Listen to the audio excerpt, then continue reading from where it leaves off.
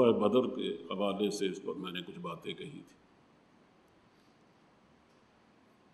آج پھر اسی مضمون کو مکمل کرنا چاہتا ہوں، اس لیے کہ میرے خیال میں اس میں کچھ باتیں ایسی کہنے کی ہیں جو موجودہ حالات میں جن کا کہنا بہت ضروری ہے۔ میں واقعات کے سلسلے کو بیان کرتے ہوئے یہاں تک پہنچا تھا کہ نبی کریم صلی اللہ علیہ وسلم مقام بدر پر پہنچ گئے، جو مدینہ منورہ سے 80 میل کے فاصلے پر ہے۔ جو پہلی سڑک گزرتی تھی جاتی تھی مکہ معظمہ کو، وہ تو بالکل وہاں سے ہو کے گزرتی تھی۔ اب سڑک جو نئی بنی ہے کچھ سالوں پہلے، اب راستے میں بدل نہیں آتا، اور اس وقت کا راستہ وہی تھا کہ آنے جانے والے اس راستے سے گزرتے تھے۔ کھجوروں کے جھنڈ تھے کچھ، وہاں لوگ آرام کرتے، کچھ چند چشمے تھے اس کا پانی پیتے، اور اسی کے نتیجے میں کچھ کاروبار بھی ہو جاتا تھا، اور بعض لوگ بعض منچرے ایسے تھے جو لونڈیاں ساتھ لے کے جاتے، کچھ عیاشیاں بھی ہوتی تھیں۔ نبی کریم صلی اللہ علیہ وسلم وہاں پہنچے تھے اس لیے کہ آپ کو اطلاع یہ ملی تھی کہ ادھر سے قریش کا لشکر مسلمانوں کی استحصال کے لیے آ رہا ہے، اور ادھر انہوں نے مسلمانوں ہی کے استحصال کے، اس کی تفصیل میں پچھلی دفعہ بیان کر چکا ہوں۔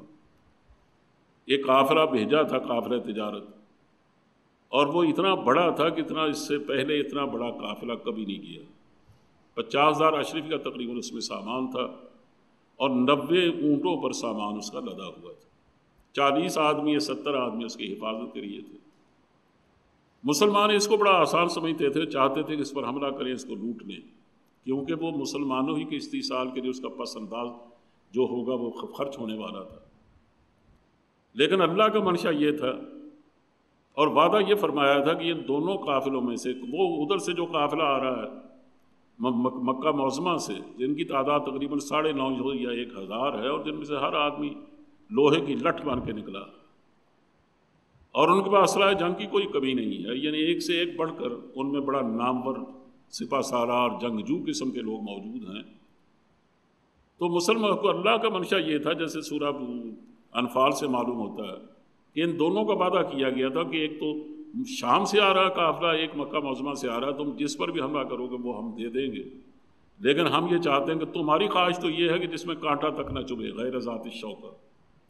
لیکن ہماری خواہش یہ ہے کہ ایک دفعہ حق و باطل کا مار کا برپا ہونا چاہیے اور فیصلہ ہو جانا چاہیے کہ حق کس کے ساتھ ہے، باطل کس کے ساتھ۔ اس کی وجہ یہ ہے کہ جب ابو جہل وہاں سے نکلا ہے تو آپ کے لیے تعجب کی بات ہوگی کہ وہ کعبہ کے پردے میں لپٹ کر، یہ کعبہ کا پردہ پکڑ کر اس نے یہ دعا کی تھی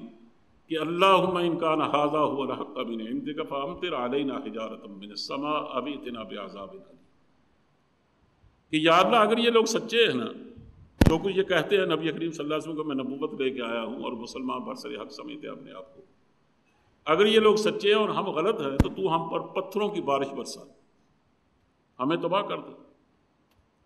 یہ وہ دعا مانگ کے نکلا تھا، فامطر علینا حجارۃ من السماء او ائتنا بعذاب الیم، یا ہم پر کوئی اور عذاب بھیج۔ اور مسلمان تو ظاہر شب و روز دعائیں کر رہے تھے کہ یا اللہ ہمیں غلبہ عطا فرما، اور اگر ہم واقعی اس مارکے میں ڈال دیا گئے ہیں تو اس پر تو ہماری شرم رکھ، کیونکہ ہمارا مقابلہ، ہم تو بالکل نہتے اور بے دست و پا لوگ ہیں، اور ہماری تعداد بھی بہت تھوڑی ہے، وہ بہت بڑی تعداد میں نکلے ہیں، اور اس لیے وہ سمجھتے ہیں کہ ہمارے لیے تو یہ کوئی چیز ہی نہیں، بالکل ایسا ہے جیسے چڑیا اور باز کا مقابلہ، تو یہ تو کوئی مقابلہ ہی نہیں ہے۔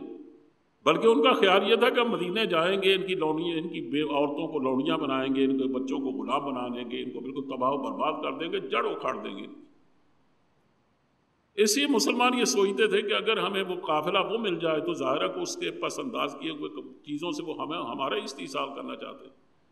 لیکن ہم وہی سرمایہ جب اپنے یہاں لے آئیں گے تو ہمارے دن پھر جائیں گے، اس لیے کہ ہمارے کاروبار بھی تباہ ہو چکے ہیں، ہم تو نان شبینہ کے تک کے محتاج ہو کے رہ گئے، اور جو دھڑا دھڑ باہر سے لوگ چلے آ رہے ہیں ان کے مصارف کے لیے ہمارے پاس کچھ نہیں ہے۔ اس لیے وہ چاہتے تھے کہ ادھر ہم جائیں، لیکن اللہ نے راستے مشورہ کیا، اور میں نے اس کی تفصیل پچھلی دفعہ عرض کر چکا ہوں۔ حضرت سعد رضی اللہ عنہ کی تقریر کے بعد یہ فیصلہ ہو گیا کہ آگے چلنا ہے اور ٹکرانا ہے ان لوگوں سے، کہ انہوں نے یہ کہا کہ یا رسول اللہ ہم آپ پر ایمان لائے، ہم نے آپ پر ایک عہد، ہم نے آپ سے ایک عہد کیا کہ آپ جو کچھ لائے ہیں ہم اس پر یقین رکھتے ہیں، جو آپ حکم دیں گے ہم اس کی تعمیل کریں گے، جسے روکیں گے اس سے رک جائیں گے، آپ ہمیں برق الغماد تک لے جائیں، ہم پیچھے قدم نہیں اٹھائیں گے۔ آپ لے کر ہمیں سمندر میں اتر جائیں، ہم میں سے کوئی آدمی پیچھے نہیں رہے گا۔ کل کو آپ لے کے نکلیے، آپ اس کافر سے ٹکرا جائیے، تو آپ جب تک ہماری ایک آنکھ بھی حرکت کرتی ہے نا، تو ہم آپ کو دشمن کے حوالے نہیں کریں گے۔ اس لیے ان کی ان باتوں سے نبی کریم صلی اللہ علیہ وسلم خوش ہوئے اور حضور کا چہرہ چمک اٹھا، اور آپ نے کہا کہ چلیے اللہ کی یاد، کہ اللہ کا حکم یہی ہے۔ اور غزوہ اور بدر کے مقام پر پہنچ کر حضور نے فرمایا کہ دیکھو میں فلاں جگہ فلاں کافر کو پڑا ہوا دیکھ رہا ہوں، فلاں جگہ فلاں کافر کو دیکھ رہا ہوں، فلاں جگہ فلاں کافر کو دیکھ رہا ہوں۔ آپ نے پیش گوئیاں فرمائی کہ وہ لوگ یہاں قتل ہوں گے، اور اس کے بعد آپ کے لیے ایک الگ صاحبان بنا دیا گیا سعد بن ابی وقاص کی، سعد بن معاذ کی تجویز کے مطابق۔ اس میں صدیق اکبر کے ساتھ آپ رات بھر جاگتے رہے، اللہ سے دعائیں مانگتے رہے۔ اب اس کے بارے میں یہ جو دونوں کا یعنی دونوں پارٹیاں آمنے سامنے ہیں، دونوں مارکا حق و باطل برپا ہونے والا ہے، اور ادھر مسلمان ہے ادھر کافر ہے۔ اللہ فرماتا ہے تمہارے لیے اس میں بہت ساری عبرت ہے، بہت ساری نشانیاں ہیں، بہت ساری نصیحتیں ہیں، تم اگر اس سے سبق سیکھنا چاہو تو اس میں بہت بڑی بڑی باتیں ہیں۔ اب دیکھو اس میں ان باتوں کا چند کا ذکر کرنے لگا۔ ان میں سے ایک بات تو وہ ہے جو انہوں نے پچھلی دفعہ بھی کہی تھی، آج اس کو دہرانا رہا، کہ نبی کریم صلی اللہ علیہ وسلم نے سب سے پہلے صفیں بندھوائیں، صفیں درست فرمائیں۔ 313 یا 315 آدمی تھے، ان کی صفیں باندھی گئی۔ آپ کے ہاتھ میں ایک تیر تھا اور صفوں کو درست فرما رہے تھے۔ غالب میں ایک صحابی ہیں جن کا نام اسود ہے، وہ صف سے تھوڑا سا آگے نکلے ہوئے تھے اور تن پر کپڑا نہیں تھا ان کا۔ انہیں حضور نے اپنے ہاتھ کے تیر ان کے پیٹ پر چبھویا اور دباؤ ڈالا، کہا اسود پیچھے ہو جاؤ، صف سیدھی کرو۔ انہوں نے کہا حضور آپ نے مجھے تکلیف پہنچائی کہ میرا پیٹ ننگا تھا، آپ نے مجھے تیر چبھویا تو اس سے مجھے تکلیف ہوئی، اس لیے آپ مجھے اس کا انتقام دیجیے۔ آپ نے اپنا کپڑا اٹھا دیا جسم سے، فرمایا تم اپنا انتقام لے لو۔ وہ آگے بڑھا تو اس نے بجائے انتقام کیا لینا تھا، اس نے حضور کے جسم کو چومنا شروع کر دیا، لپٹ گیا حضور کے ساتھ۔ حضور نے پوچھا کہ اسود تمہیں یہ کس چیز نے اس بات پر آمادہ کیا، تم نے یہ کیا حرکت کی؟ انہوں نے کہا جو صورتحال سامنے ہے آپ بھی جانتے ہیں، اللہ بہتر جانتا ہے اس کا نتیجہ کیا ہونے والا ہے، کہ میں زندہ رہوں گا، یہ شہادت کی موت مروں گا۔ میں چاہتا ہوں اگر آخری وقت قریب ہے تو آخری وقت سے پہلے میں اپنا جسم آپ کے جسم سے لگا تو لوں، کیونکہ میں نے سن رکھا ہے کہ جو جسم حضرت صلی اللہ علیہ وسلم کے جسم سے چھو جائے گا اس پر جہنم کی آگ حرام ہو جاتی ہے۔ تو میں اپنے آپ کو جہنم کی آگ سے بچانے کے لیے اپنا جسم آپ کے ساتھ لگانا چاہتا تھا۔ اس کے لیے میں نے یہ ذریعہ اختیار کیا، ورنہ کون ایسا بدبخت ہے جو آپ سے انتقام کی خواہش کرے۔ اس سے آپ اندازہ کر سکتے ہیں کہ مسلمانوں کے لیے نبی کریم صلی اللہ علیہ وسلم کے جسم کے ساتھ اپنا جسم چھونا اور آپ کے مطابق عمل کرنا، آپ کے نقش قدم پر چلنا، آپ کی رضا کے ساتھ اپنی رضا کو ملا دینا، یہ گویا ان کے لیے زندگی کا سب سے بڑا مقصد تھا، اور اسی میں وہ جنت کا حصول یقینی سمجھتے تھے، اور موت کے کنارے پہنچ کر بھی وہ اس سے کبھی رکتے نہیں تھے۔ یہ ہماری ایک بہت بڑا سبق ہے کہ اگر ہم نبی کریم صلی اللہ علیہ وسلم سے کچھ بھی تعلق رکھتے ہیں اور ہم چاہتے ہیں کہ خراب سے خراب حالات میں بھی اللہ ہماری دستگیری فرمائے، اور جب بالکل کوئی بچنے کی صورت باقی نہ رہے تو اللہ ہمیں زندگی عطا فرمائے، تو اس کی ایک ہی صورت ہے کہ ہم نبی کریم صلی اللہ علیہ وسلم کے طرز حیات کو، طرز عمل کو، آپ کے اسوہ کو اپنی آویزہ گوش نہ بنائیں، بلکہ اپنے لیے وظیفہ عمل بنا لیں، اس کے مطابق زندگی کو ڈھال لیں۔ اور یہ روزوں کا مقصود یہی ہے کہ آپ اپنی زندگی کو تطہیر کے پیمانے میں ناپیں، اگر واقعی کوئی کمی بیشی ہے تو اس کو دور کیجیے۔ یہ پہلی چیز ہے جو ہمیں نظر آتی ہے۔ دوسری چیز جو ہمیں نظر آتی ہے کہ صرف بڑے لوگوں میں نہیں، اور کہ بچوں تک میں بھی یہ بات ان کے دل و دماغ میں راسخ ہو چکی تھی کہ حضرت صلی اللہ علیہ وسلم کی محبت میں جان دے دینا، اور جس کام کو اللہ کا کام حضور فرمائے اس کام کے لیے آگے نکل جانا، چاہے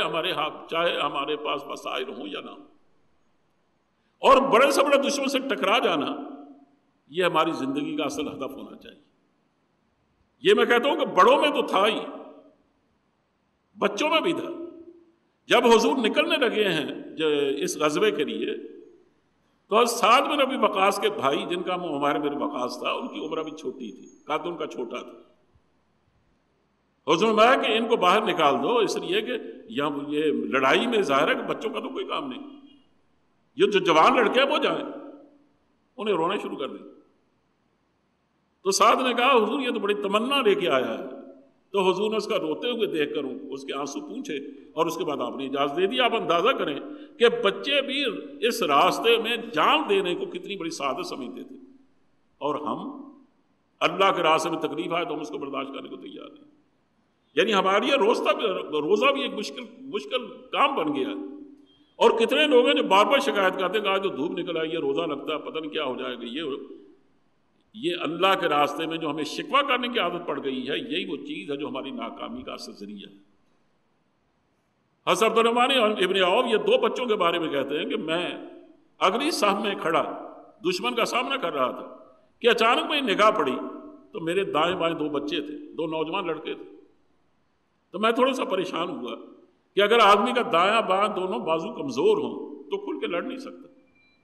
تو مجھ پر دائیں بائیں سے حملہ ہوا تب بھی میں گیا، بائیں سے حملہ ہوا تب بھی ہوا، میں آگے کا سامنا کروں گا، یہ دائیں بائیں دیکھوں گا۔ کبھی میں سوچ ہی رہا تھا کہ دائیں طرف سے ایک لڑکا آگے بڑھا اور اس نے مجھے کہا کہ چچا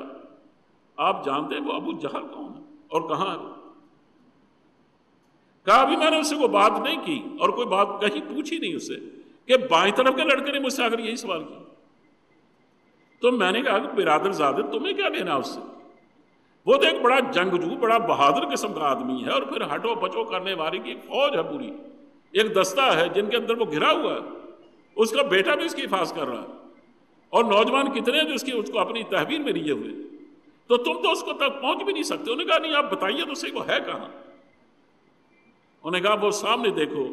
جو ایک بڑا تنومند آدمی کالے گھوڑے کے پاس سوار ہے نا، اور فوج کو بار بار آگے بڑھنے کی تلقین کر رہا ہے، کہا وہ ابو جہل ہے۔ وہ کہتے ہیں کہ میں دوسرے کام میں لگ گیا، تھوڑی دیر کے بعد دیکھا کہ بالکل یہ باز کی طرح دونوں بچے جھپٹے، اور وہ لوگ ہٹو بچو ہی کرتے رہ گئے کہ جو اس کی ٹانگ کاٹ دی اور وہ بے ہوش ہو کے نیچے زمین پہ گر پڑا۔ اور یہ دونوں بچے کون تھے؟ معوذ اور معاذ، یہ افرا کے بیٹے تھے، یعنی بالکل نوعمر، لیکن ان کی اس بہادری کی وجہ کیا تھی اور جان پر کھیل جانے کی وجہ کی؟ اندازہ کریں کہ جان پر جو کھیل جانے کا لفظ نے استعمال کیا، یہ ایسا ہی نہیں کیا کہ پیچھے سے اکرمہ جو ابو جہل کا بیٹا تھا، اس وقت تک ظاہرہ مسلمان نہیں ہوا، مسلمان تو ہوا فتح مکہ کے بعد، اور پھر واقعی انہوں نے ایک مجاہد کی زندگی گزاری۔ اس نے آگے بڑھ کر معاذ کے بائیں کندھے پر غالباً اس نے زور سے تلوار ماری، کندھا کٹ گیا، لیکن اس کا نیچے کا تسمہ جڑا رہ گیا، معاذ الگ نہیں ہوا۔ اب جب وہ تلوار چلاتے تھے نا تو بار بار ہاتھ ٹکراتا، تکلیف ہوتی تھی۔ انہوں نے کہا کہ ایسا ہاتھ جو اللہ کے راستے میں اور اللہ کے رسول کی محبت کے راستے میں حائل ہوتا ہے، وہ ایک مومن کے جسم کے ساتھ ہی رہنا چاہیے۔ چنانچہ آپ نے اپنے پاؤں کے نیچے دبایا اس کو اور زور سے کھینچا، اب آپ آواز آتی۔ اس سے اب اندازہ کریں کہ حضرت عبدالرحمن ابن عوف کہتے ہیں کہ یہ نوجوان لڑکے تھے، لیکن حضور کی محبت میں اس قدر سرشار کہ میں نے جب ان سے کہا کہ آپ ان سے کیا کہنا چاہتے ہیں، وہ تو ایک بڑا بہادر آدمی ہے، تو کہا انہوں نے جو مجھے جواب دیا نا، حفیظ نے اس کو نظم کیا ہے، وہ کہتا قسم کھائی ہے مر جائیں گے یا ماریں گے ناری کو۔ یہ تو جہنمی آدمی ہے، ہم تو گھر سے قسم کھا کے نکلے ہیں کہ قسم کھائے ہیں، قسم کھائی ہے مر جائیں گے یا ماریں گے ناری کو، سنا ہے گالیاں دیتا ہے وہ محبوب باری کو، اور اس کے بعد بھی میں زندہ رہوں یا وہ زندہ رہے، یہ کیسے ہو سکتا ہے؟ اگر میں زندہ ہوں تو میں اس کو نہیں چھوڑوں گا، اور اگر وہ زندہ تو ظاہرہ مجھے نہ چھوڑے، میں اس کے لیے مرنے کو تیار ہوں۔ کہا قسم کھائی ہے مر جائیں گے یا ماریں گے ناری کو، سنا ہے گالیاں دیتا ہے وہ محبوب باری کو۔ کہا میں نے غور سے ان کے چہرے کی طرف دیکھا تو کہتا یہ کہتے کہتے غیرت سے ہوئے منہ لال دونوں کے، اور شہادت کے لہو سے تم تمائے گال دونوں کے، دہک اٹھے دونوں کے چہرے، اور پتہ چلا کہ یہ واقعی اس کا خون لے کے چھوڑیں گے، اور واقعتاً ان دونوں بچوں نے اس کو قتل کیا۔ کیونکہ حدیث شریف میں آتا ہے کہ بعد میں جب یہ جنگ ختم ہوئی ہے تو نبی کریم صلی اللہ علیہ وسلم نے فرمایا کہ جاؤ جا کے پتہ کر کے آؤ کہ ابو جہل کا کیا ہوا۔ حضرت عبداللہ ابن مسعود لاشوں میں اس کو تلاش کرتے ہوئے نکلے تو دیکھا کہ وہ آخری سانس لے رہا تھا، آپ نے جا کر اس کی گردن پہ پاؤں رکھا، اور اس لیے رکھا کہ اس نے ایک دو تھپڑ مارا تھا، اس کے انتقام کے لیے رکھا۔ اس نے آنکھ کھولی، انہوں نے کہا بکریاں چرانے والے دیکھ کتنی اونچی جگہ تو پاؤں رکھ رہا،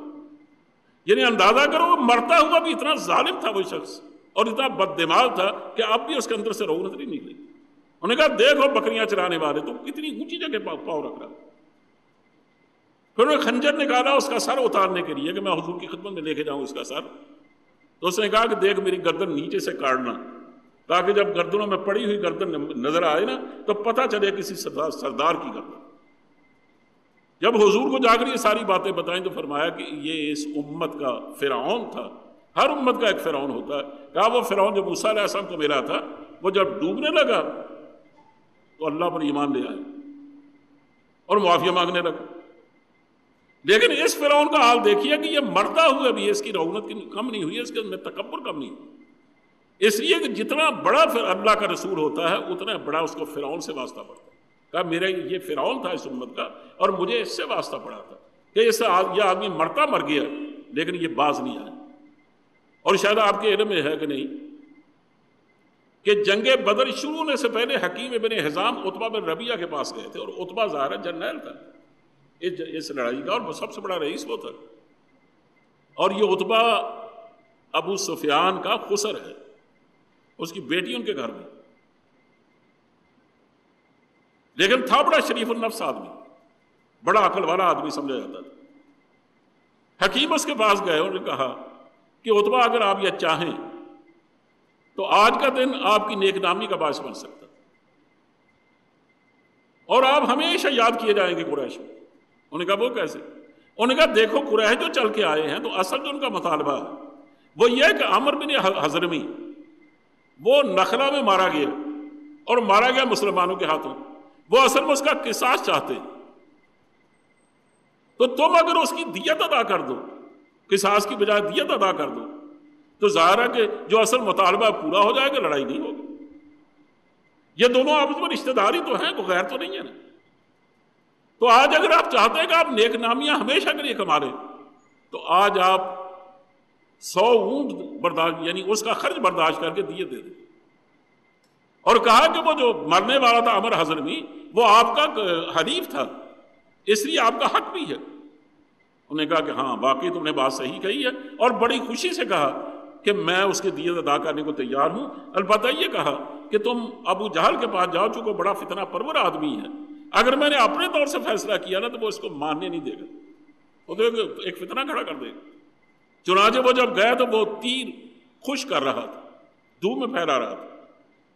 کہا کہ خشک تیر ظاہر ہے وہ چلنے کے کام آتے، تو اسے جا کر کہا اور عتبہ کا پیغام دیا، کہنے لگا ہاں معلوم ہوتا کہ عتبہ کی ہمت نے جواب دے دی، اصل میں اس نے بدگمانی کی۔ یعنی یہ بھی دیکھو، یہ بھی ہماری ایک عبرت کی بات ہے، اس کا بیٹا حذیفہ بن عتبہ وہ مسلمان ہو چکا تھا، اور وہ مسلمانوں کے ساتھ میدان بدر میں خود اپنے باپ اور اپنے بھائی اپنے چچا کے خلاف لڑنے کے لیے آیا تھا۔ اس نے اس کو دیکھ کر یہ کہا کہ ہاں اس کی ہمت جواب دے گئی ہے، اصل میں سمجھتا ہے کہ ہو سکتا میرا بیٹا اس میں مارا جائے۔ چنانچہ نے آ کر بتایا کہ وہ تو نہیں، بلکہ اس نے عامر کو، جو عامر کا بھائی، مرنے والے کا بھائی عامر موجود تھا، عامر حضرمی، اس کو بلا کے کہا کہ دیکھو تمہاری آنکھوں کے سامنے آ کر قصاص نکلا جا رہا ہے۔ اس نے عربوں کی روایت کے مطابق کپڑے پھاڑے اور بالکل برہنہ ہو کر ریت اٹھا کر سر میں ڈالی اور چیخنا شروع کر دیا کہ ہائے عمر ہائے عمر ہائے عمر، یعنی اس نے کہا کہ میں تو ظاہر اس کا قصاص لے کے چھوڑوں۔ اب ایک آگ لگ گئی پوری فوج میں، انہوں نے کہا ہم تو قصاص لیں گے، ہم کسی دیت کو نہیں مانگتے۔ لیکن جب انہوں نے آ کر یہ ساری صورتحال بتائی تو غیرت کی وجہ سے بے قابو ہو گیا عتبہ۔ انہوں نے کہا میدان جنگ بتا دے گا کہ نامردی کا تانا کون اٹھاتا ہے، کہ اس نے مجھے نامردی کا تانا دیا کہ میں یہ کمزور آدمی۔ یہی وجہ ہے کہ وہ سب سے پہلے وہ نکلا میدان میں اپنے بھائی کو لے کر اور اپنے بیٹے کو ساتھ لے کر، شیبہ کو لے کر اور ولید کو ساتھ لے کر۔ چنانچہ جب تک تینوں نکلے تو تینوں کے مقابلے میں جو 3 صحابہ نکلے ہیں وہ سارے انصاری ہیں، انہوں نے ان کے نام و نسب پوچھا، بتایا کہ ہم فلاں فلاں کے بیٹے ہیں، اور کہاں کے رہے؟ ان کا مدینے کے۔ انہوں نے کہا تم سے ہمیں کوئی واسطہ نہیں، بلکہ بعض صحابہ تو یہ کہ بعض محدثین تو یہ کہتے ہیں کہ اس نے یہ بھی کہا تھا کہ تم ہمارے مقابل کے لوگ نہیں ہو، اس لیے کہ تم تو اصل میں زمینیں کاش کرتے، تم تو زمینیں کاش کرنے والے لوگ ہو، کاشتکار ہو، تم کیا جانو گے لڑنا کسے کہتے ہیں، اس لیے تم ہمارے ہمسر نہیں ہو۔ بلند آواز سے حضور سے کہا کہ محمد آپ ہمارے ہمسروں کو بھیجیے جو ہم جیسے لوگ۔ چنانچہ ان کو حضور نے واپس بلا لیا، پھر حضرت حمزہ کو، حضرت علی کو، حضرت عبیدہ بن حارث کو بھیجا۔ یہ حارث حضور کے چچا ہے، عبیدہ زہرا ان کے بیٹے ہیں، اور علی ابو طالب کے بیٹے ہیں، ابو طالب بھی حضور کے چچا ہے، اور حمزہ تو خود حضور کے چچا ہے، اور آپ کے کہنا چاہیے کہ رضائی بھائی بھی ہیں، اسے دوہرا رشتہ ہے ان سے۔ آپ نے اپنے خاندان کے لوگ بھیجے۔ جب انہیں اگر بتایا کہ ہمارا یہ نسب ہے اور ہم فلاں جگہ کے رہنے والے ہیں، ہاں کہا کہ اب تم ہمارے برابر کے لوگ۔ اب اس کی لڑائی شروع ہوئی، عبیدہ کا مقابلہ ہوا عتبہ سے، اور شیبہ کا مقابلہ ہوا حضرت حمزہ سے، اور ولید کا مقابلہ ہوا حضرت علی سے۔ شیبہ اور ولید کو تو دونوں نے ایک ہی بار میں، دو باروں میں مار ڈالا۔ اسی کہ جس طرح حضرت علی بہت بہادر تھے، حضرت حمزہ تو ان سے بڑے بہادر سمجھے جاتے تھے۔ اسی اس وقت تک حمزہ کا چرچا تھا، اور جہاں تک عتبہ ایک بہادر آدمی تھا، لیکن اس کو واسطہ پڑا عبیدہ بھی عمر رسیدہ آدمی تھی، یہ بھی عمر رسیدہ آدمی تھا۔ دونوں نے ایک ایک وار کیا اور دونوں کی ٹانگیں کٹ گئی، چنانچہ وہ تبرا کے گرے نیچے۔ یہ جلدی دونوں اپنے شکاروں سے فارغ ہو چکے تھے، جلدی سے آگے بڑھ کر عتبہ کو قتل کر ڈالا، اور اس کو اٹھا کر حضرت عبیدہ کو حضور کی خدمت میں لے آئے۔ تو انہوں نے پوچھا کہ حضور کیا میں شہادت سے محروم رہا؟ فرمایا نہیں، تم نے شہادت پائی۔ اس سے آپ اندازہ کریں کہ ایک آدمی مرتا ہوا بھی کس چیز کو یاد رکھتا کہ میں نے کیا اللہ کے رسول کی محبت کا حق ادا کیا یا نہیں۔ انہوں نے کہا آج اگر ابو طالب زندہ ہوتے نا تو ان کا شعر انہوں نے پڑھا، انہوں نے کہا کہ میں ان کے اس شعر کی مصداق ہوں کہ وہ کہتے تھے کہ ہم اس وقت تک محمد کو دشمنوں کو حوالے نہیں کریں گے جب تک ہماری لاشوں سے گزر کے نہیں جاؤ، ہم پہلے جاننے دیں گے، اس کے بعد ہم تمہارے محمد کو حوالے کریں گے۔ تو کہا اگر آج وہ زندہ ہوتے وہ دیکھتے کہ میں نے آپ کے لیے سب سے پہلے جان دی۔ اس میں جو بات ہمارے سمجھنے کی ہے، جو بہت غور کرنے کی، کہ یہ دونوں جو آمنے سامنے لشکر ہیں، جن کی طرف سے کمک مانگنے، یعنی جن کی طرف سے مبارزت طلب کرتے وہ عتبہ نکلا، اور اس کے مقابلے میں حضرت حمزہ اور حضرت علی گئے، یہ دونوں جو الگ الگ لشکر ہیں، ان کو کبھی آپ نے غور کیا ہے کہ یہ کیا ہے؟ ان میں تقریباً 70 آدمی مہاجرین میں سے ہیں، 70 نہیں بلکہ میرا خیال ہے اس سے زیادہ، 90 کے قریب، اور باقی انصار میں سے۔ یہ جتنے مہاجرین میں سے ہیں، ان میں سے شاید ہی کوئی آدمی ہوگا کہ جو حملہ آور ہو کے بن کے آئے ہیں نا، یہ ان کا رشتہ دار نہ۔ جیسے میں نے پہلے عرض کیا کہ یہ عتبہ کے بیٹے وہ اس کے مقابلے میں کھڑے، یہ جو ولید ہے وہ اس کے بھائی ہیں، اور جو شیبہ اس کے بھتیجے ہیں، لیکن وہ ان کا خون بہانے آیا، یہ اس کا خون بہانے آیا، یعنی اس کا مطلب خونی رشتے پیچھے پڑ گئے، پیچھے رہ گئے۔ آگے رشتہ کون سا؟ وہ مذہب کا رشتہ ہے، عقیدت کا رشتہ ہے، اللہ اور اللہ کے رسول کی محبت کا رشتہ ہے۔ اس طرح عمر فاروق ہیں، وہ تیغ بدست ہیں، اور وہ ڈھونڈ رہے ہیں اپنے ماموں کو، اور واقع تو انہیں اپنے ماموں کو قتل بھی کیا، انہیں اپنے ماموں کا خون بہایا۔ اس طرح عبدالرحمن ابن ابی بکر ہے، ابو بکر آئے ہیں قریش کی جانب سے، وہ بھی مسلمان ہی ہوئے تھے، اور اس حضرت ابوبکر صدیق تو حضور کے دست راست تھے۔ بعد میں جب مسلمان ہو گئے عبدالرحمن ابن ابی بکر، تو ایک دن کہنے لگے کہ ابا جان آپ مسلمانوں کی طرف سے آئے تھے اور میں آیا تھا قریش کی طرف سے، کئی دفعہ آپ میری زد میں آئے، میں چاہتا تھا میں آپ کو قتل کر سکتا تھا، لیکن میں نے سوچا کہ کیا ہوا، آخر میرے باپ ہی تو ہیں آپ، اسے میں اعراض کرتا رہا۔ حضرت صدیق اکبر نے قسم کھا کے کہا کہ بیٹا اگر تم میری زد میں آ جاتے تو کبھی بچ کے نہ جاتے۔ ہم اللہ کے گھر سے یہ عہد کر کے نکلے تھے، اور رسول اللہ صلی اللہ علیہ وسلم کی محبت کا تقاضا بھی یہ تھا کہ اللہ اور اللہ کے رسول کی محبت ہمارے تمام رشتوں پہ غالب۔ کہ میں یہ نہیں سوچ بھی نہیں سکتا تھا کہ ایک بیٹے کی میں جان چھوڑ دوں اور اللہ کے دین کا وہ دشمن بن کے آیا ہے۔ اس سے اندازہ کریں کہ ابو بکر اپنے بیٹے کے دشمن بن کے نکلے ہیں، عمر اپنے ماموں کے دشمن ہے، اور دوسرے جن کا میں نے ذکر کیا وہ ظاہر ہے کہ اپنے چچا اور اپنے باپ کے دشمن بن کے نکلے۔ اسی طرح باقی لوگوں کا، یعنی یہ ایک دوسرے کے دشمن ہیں، ایک دوسرے کے ساتھ خونی رشتہ رکھتے ہیں، ایک دوسرے کی برادری ہے، قریشی تو سارے ہیں، اور ظاہر ہے کہ ایک برادری سے تعلق تو ان کا ہے، لیکن ان کے درمیان آج وجہ فساد کیا ہے اور وجہ اناد کیا ہے اور وجہ افتراق کیا ہے؟ وہ صرف مذہب، کہ وہ اسلام کو نہیں مانتے، اسلام کے دعوے دار ہیں، وہ اللہ رسول پر ایمان نہیں رکھتے یا اللہ رسول پر ایمان رکھتے۔ اس کا مطلب یہ ہے کہ جو آدمی بھی اللہ اور رسول کے رشتے میں منسلک نہیں ہے اس سے ہمارا کوئی رشتہ نہیں۔ غوث نیازی کا ایک ہی اس کا کام کا شعر میں نے دیکھا ہے، انہوں نے کہا کہ بہت سادہ تھا، بہت سادہ سا ہے اپنا اصول دوستی کوثر، جو ان سے بے تعلق ہے ہمارا ہو نہیں سکتا۔ ہمارا کیا رشتہ اس سے جو اللہ اور اللہ کے رسول سے بے تعلق ہو گئے؟ اب دیکھیں یہ لوگ چونکہ اللہ اور رسول کے دشمن بن کے آئے تھے نا، تو یہ لوگوں کو دشمن سمجھ کر اپنی تلواروں کی زد پہ لانا چاہتے ہیں، اور وہ بھی چاہتے ہیں کہ یہ لوگ چونکہ ہمارا مذہب چھوڑ چکے ہیں اس لیے ہمارا ان سے کوئی رشتہ نہیں، یعنی دونوں ایک دوسرے سے بیگانہ ہو گئے ہیں، حالانکہ یہ خون کے رشتوں میں منسلک ہے۔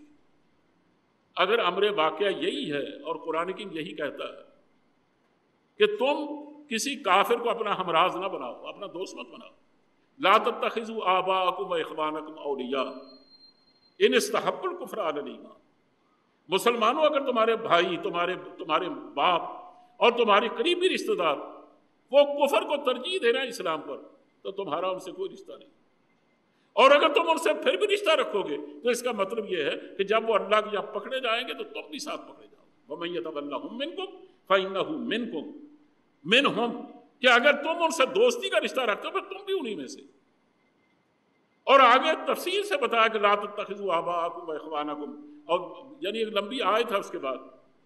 تو میں کہنا یہ چاہتا ہوں کہ سب سے پہلے ہمارے لیے جو وجہ بصیرت ہے جو چیز، وہ یہ ہے کہ آج ہم جو ہماری برادری کا آدمی ہے ہم اس کا کام تو آتے ہیں،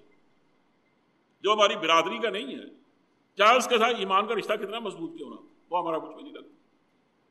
ہم اپنے الیکشنوں میں برادری کو سپورٹ کرتے ہیں، اپنی پارٹیوں کو سپورٹ کرتے ہیں، ہم بالکل نہیں دیکھتے ان کے سیرت و کردار کا عالم کیا ہے۔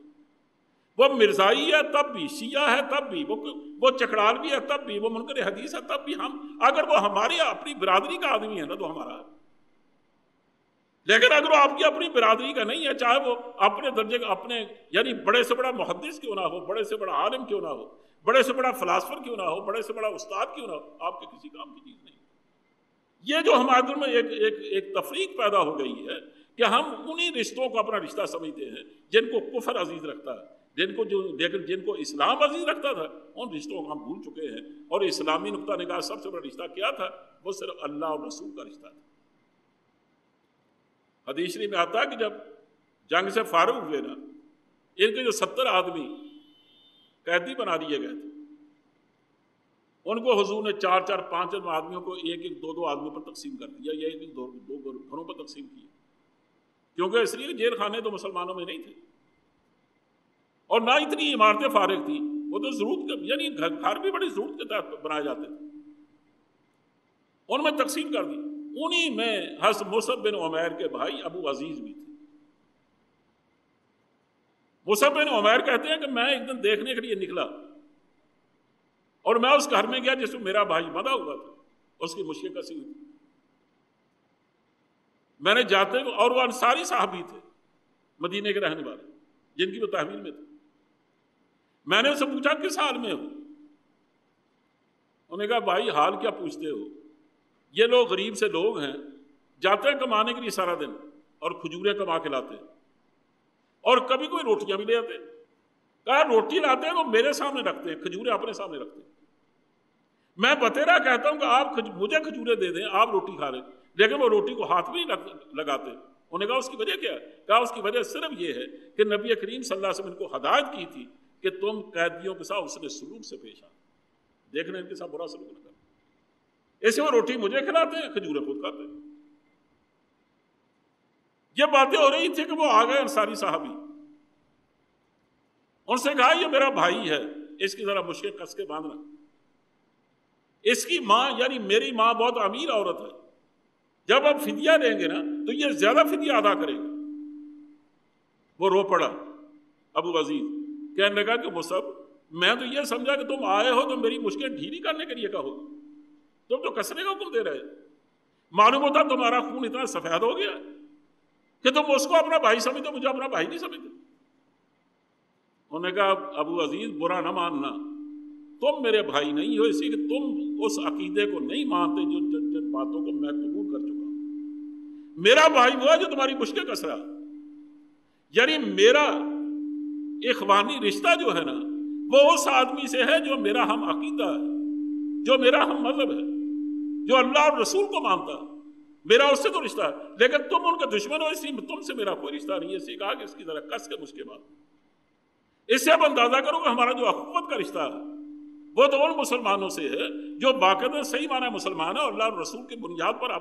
اپنا کردار سازی کا کام کرتے. لیکن جو اللہ اور رسول کو نہیں مانتے، جیسے آج کے ایڈوانس قسم کے لوگ ہیں، ان سے آپ کا رشتہ کیا یا ان سے ہمارا رشتہ کیا. لیکن میں بار بار اس بات کی توجہ دلا رہا ہوں کہ ہم یہ رشتوں کے بنیادی باتیں چھوڑ چکے، ہم ان بندروں کو توڑ چکے. جس بہار نے ہمیں پالا تھا، پوسا تھا، ہم اس بہار کو بھی تج چکے.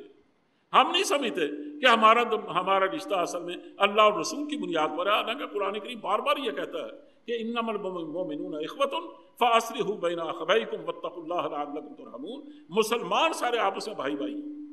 تم جب بھی آپس میں معاملہ کرو ایسا اخوت کی بنیاد پر کرو، اخوت اسلامی کی بنیاد پر، تاکہ تم پر اللہ کی طرف سے رحم کیا جائے. اور اگر تم نے اسلامی اخوت کی پرواہ نہ کی تو پھر ظاہر اللہ تم پر رحم نہیں کرے. حضور نے یہاں تک فرمایا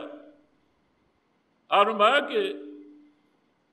المومن للمومن کالبنیان، مومن کے لیے ایک مضبوط دیوار کی مانند ہے. اس کی ایک اینٹ اگر کچی پکی بھی ہے، باقی اینٹیں اس کو سہارا دیتی. لیکن اگر وہ اس دیوار سے نکل جائیں تو پھر ذرا کمزور ہو جاتی. پھر ان کا جیسے فلسطینی اس لیے کمزور ہو رہے ہیں کہ باقی پوری امت مسلمہ ان کو اپنے ساتھ سمجھتی نہیں کہ یہ بھی ہمارا رشتہ ہے. یعنی ان کو امریکی مار رہے ہیں، ان کو اسرائیلی مار رہے ہیں، ان پر صہیونی ظلم کر رہے ہیں. ان پر کون کو آج دیکھیے ان کی تعداد تقریباً 900 بھی بڑھ گئی، حتیٰ کہ ان کے اسپتال بھی محفوظ نہیں. لیکن ان کو وہ دھڑا دھڑ سے ہی مار رہے ہیں، اور کسی مسلمان ملک کو اس بات کی توفیق نہیں ہوتی کہ وہ زبانی کلامی احتجاج ہی کر سکے. یہ اس لیے کہ ہمارے درمیان جو ایمان کا رشتہ بہت کمزور ہو گیا. اقبال نے اس کا واویلا کرتے ہوئے کہا تھا کہ ہوس نے ٹکڑے ٹکڑے کر دیا ہے نوع انسان کو، اخوت کی زباں ہو جا، محبت کا بیاں ہو جا. یہ ہندی وہ خراسانی، یہ ایرانی وہ تورانی، تو اے شرمندہ ساحل اچھل کر بے قرار ہو جا. غبار آلودہ رنگ و نسب ہیں بالوں پر تیرے، تو اے مرغ حرم اڑنے سے پہلے پر فشاں ہو. کہ تو دیکھو ان چیزوں کو چھوڑ دے اور انہی چیزوں نے تجھے.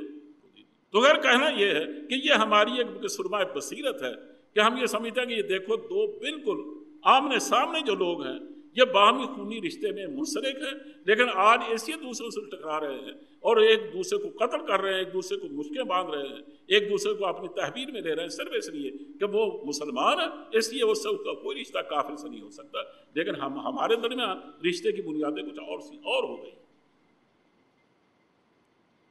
اقبال نے میرے خیال مشہور نظم ہے اس کی لا الہ الا اللہ، جو کہ خودی کا سر نہاں لا الہ الا اللہ، اس کا ایک شعر بھی ہے. اس میں انہوں نے کہا تھا کہ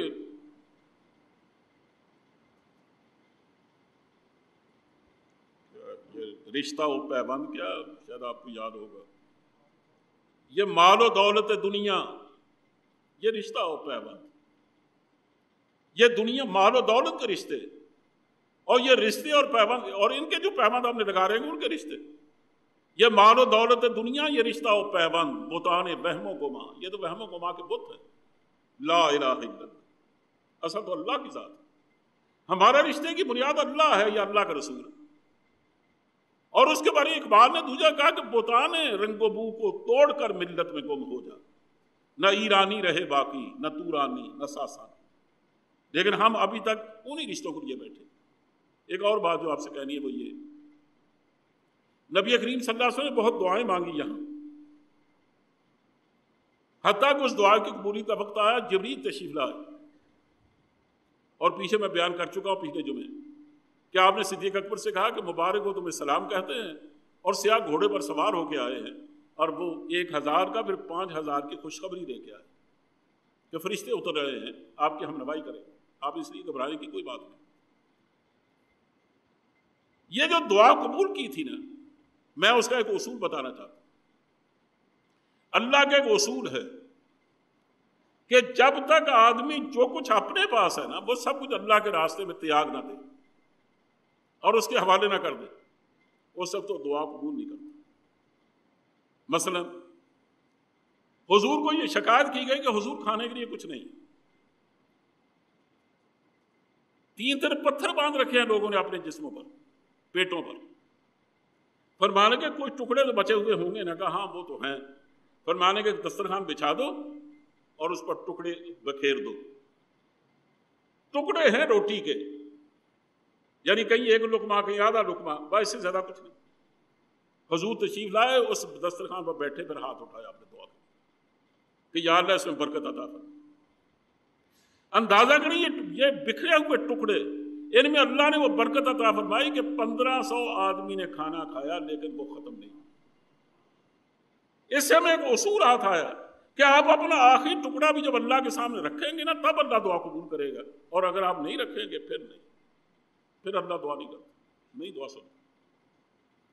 حدیبیہ میں پانی کم پڑ گیا، اور اگر شکایت کی کہ حضور چشمے سوکھ گئے، جو ایک کنواں تھا اس کنویں نے بھی پانی دینا بند کر دیا، جو ہمارے پاس پانی تھا وہ ختم ہو گیا، ڈنگر ڈھور چلا رہے ہیں پانی کے نہ ملنے کی وجہ سے، اور ہم تیمم کرنے پر مجبور ہیں، اور روزہ بھی رکھیں تو کس سے رکھیں، پینے کو پانی نہیں ہے، اور اس کا افطار کریں تو کس چیز سے کریں، اس سے ہم تو پیاس سے مر رہے ہیں۔ حضور آپ دعا فرمائیں اللہ بارش نازل کرے، اور عربوں میں تو آپ جانتے ہیں کہ بارش بہت کم کم نازل ہوتی ہے۔ حضور نے کو انصاری صحابی کو بلاؤ جن کے پاس میری زود کا پانی ہوتا ہے، کہ ایک مشکیزیں وہ وضو کے لیے پانی رکھتے تھے اور آپ کے وضو کے لیے اس کو پیش کیا کرتے تھے۔ ان کو بلایا گیا، انہوں نے کہا حضور میرا مشکیزہ بھی خالی۔ آپ نے ایک پیالہ منگوایا، ایک بڑا سا پیالہ جس میں 5 کلو پانی پڑ جاتا تھا، یہ اتنے بڑے بڑے پیالے ہوتے ہیں، حضور کے پاس بھی تھا، اس میں آپ نے اپنا دستے مبارک رکھا، فرمایا اس کو انڈیل دو میرے ہاتھ کے اوپر۔ جو تنج قطرے اس کے اندر چمڑے کے ساتھ ادھر لگے ہوئے تھے نا، جب اس میں سے نچڑ کر نکلے اور حضور کے ہاتھ پر لگے تو 5 انگلیوں سے چشمے پھوٹے اور جل تھل ایک ہو گئے۔ ڈھور ڈنگروں کو بھی پانی پلایا، لوگوں نے اپنے مشکیزیں بھی بھرے، لوگوں نے اپنے گھڑے بھی بھرے، حتیٰ کہ لوگ نہائے بھی، ہر طرح کے استعمال میں لایا گیا، لیکن پانی ختم نہیں ہو رہا جب تک حضور نے ہاتھ نہیں اٹھایا، پانی یہ ابلتا ہوا پانی رکا۔ لیکن میں آپ سے یہ پوچھنا چاہتا ہوں کہ یہ حضور نے کیوں فرمایا کہ یہ جو چند قطرے اس مشکیزے میں باقی ہیں اس کو میرے ہاتھ پر انڈیلو، کیونکہ جو پانی بڑا وہ حضور کی دعا سے بڑا، اللہ کی قدرت سے بڑا۔ دعا تو ویسے بھی ہو سکتی تھی، قدرت ویسے بھی کام آ سکتی تھی، لیکن یہ فرمانا ہے کہ اس کو انڈیل دو، جب چند قطرے آپ کے جسم کے ساتھ چھوئے ہیں تب اس کو وہ چشموں کی صورت اس میں تبدیل ہو گئے۔ اس سے معلوم یہ ہوتا ہے کہ جب تک سیرت و کردار کے اعتبار سے، اپنی صلاحیتوں کے اعتبار سے، اپنے تعلقات کے اعتبار سے، اپنے مال و دولت کے اعتبار سے آخری جرعہ بھی جب تک اللہ کے راستے میں قربان نہ کر دیا جائے، یقین جانو اللہ کی نصرت نہیں آیا کرتی۔ حضور نے یہ دعا کہ آپ الفاظ دیکھیں، میں جو پچھلے جمعے عرض کیے تھے، آپ نے کہا تھا کہ حضور یا اللہ میں 14 سال کی محنت کا نتیجہ یہ 313 آدمیوں کو لے کے آیا، اور یہ اس بڑی بڑی زمین پر نا، اس پوری کائنات میں تیرے نام لیوا صرف 313، یہ توحید کے پرستار۔ اگر آج یہ مارے گئے نا تو تیرے بارے میں عجیب بدگمانی پیدا ہو کہ تجھ پر اعتماد ایک دھوکے سے زیادہ نہیں، جو تجھ پر بھروسہ کرتا وہ اپنے آپ کو دھوکہ دیتا، تو تیرا تعلق نہایت نامناسب ہے اور نہایت کچا ہے۔ لیکن اگر تو اس کو بچا دے گا تو آئندہ دنیا، آنے والی دنیا بھی سمجھے گی کہ جو بھی اللہ سے تعلق پیدا کر لیتا ہے واقعتاً اللہ تعالیٰ اس کو سرفراز فرماتا ہے۔ اللہ نے اس کے جواب ان کو بچایا۔ یہ اگرچہ ایک معاہدہ تھا، میں نے پچھلی دفعہ اس معاہدے کا ذکر کیا تھا کہ لوگوں اس معاہدے کو سمجھو کہ ہماری زندگیاں اس وابستہ ہیں اس بات سے کہ ہم اللہ کے دین کے ساتھ وہ عہد وفا نبھاتے ہیں یا نہیں، کیونکہ اللہ نے ہمیں اس لیے زندہ رکھا تھا، اور اگر ہم اس عہد وفا کو نہیں نبھاتے پھر تو ہمیں زندہ رہنے کا کوئی حق نہیں، پھر تو کافروں کی طرح جیے تو اور بات ہے۔ یہاں بھی یہی کہتا ہوں کہ یہ پورا سرمایہ حضور لے کے آئے، تب آپ نے اللہ کے سامنے ہاتھ پھیلائے اور اللہ کی طرف سے قبولیت کا پیغام آیا کہ میں 5000 فرشتہ بھیج رہا ہوں۔ یہ ہماری ایک بہت بڑا پیغام ہے کہ جب تک ہم اپنا سب کچھ اللہ کے راستے میں نچھاور نہیں کر دیں گے اور یہ عہد نہیں کر دیں گے یا اللہ تیرے لیے جینا ہے اور تیرے لیے مرنا، اور واقعہ یہ ہے کہ جس امت کو مرنا نہیں آتا نا اس کو جینا بھی نہیں آتا۔ جیتے وہی قوم ہے کہ جو موت سے کھیلنا جانتی۔ اکبر مرحوم نے بڑی پتے کی بات کہی تھی، انہوں نے کہا کہ جو دیکھی ہسٹری تو دل کو پھر کامل یقین آیا، جسے مرنا نہیں آیا اسے جینا نہیں آیا۔ جینا تو اسی کو آتا جس کو مرنا آتا۔ اسی ظفر علی خان نے یہ بھی ظفر علی خان کہا کہ شیرہ اقبال کا نہیں ہے کہ فضائے بدر پیدا کر فرشتے تیری نصرت کو اتر سکتے ہیں گردوں سے قطار اندر قطار۔ اب بھی اللہ کی طرف سے تائید عزدی کا پیغام آ سکتا ہے، فرشتے اتر سکتے ہیں۔ ہمارا مقابلہ اگر جو بہت بڑے دشمن سے بہت بڑی تعداد دشمنوں کی بڑھ گئی اور ہم اپنی یہ دشمنی پیدا کی ہے، اور اس لیے کہ ہمارے اندر اصل میں ایمان کی وہ قوت نہیں ہے، اس سے دشمن بڑھتے جا رہے ہیں۔ اور اگر ہمارے اندر وہ ایمان کی قوت پیدا ہو جائے تو دشمن کی تعداد چاہے کتنی بھی ہو، اللہ ہماری پشت پناہ ہوگا، تو اللہ کی پشت پناہی کے ہوتے ہوئے تو کسی دشمن کو کوئی سر اٹھانے کا موقع نہیں مل سکتا اور کسی کے کامیاب ہونے کا سوال ہی پیدا نہیں ہوتا۔ اس لیے یہ ہمارے لیے دروس عبرت ہیں، یہ نصیحت کی باتیں ہیں جو اس جنگ بدر سے اور غزوہ بدر سے ملتی ہیں۔ اللہ ان باتوں کو قبول فرمائے۔ وآخر دعوانا الحمدللہ۔